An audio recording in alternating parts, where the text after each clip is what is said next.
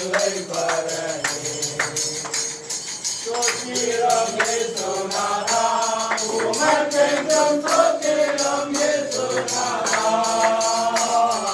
சோத்திரம் இயேசுநாதா உமக்கென்றும் சோத்திரம் இயேசுநாதா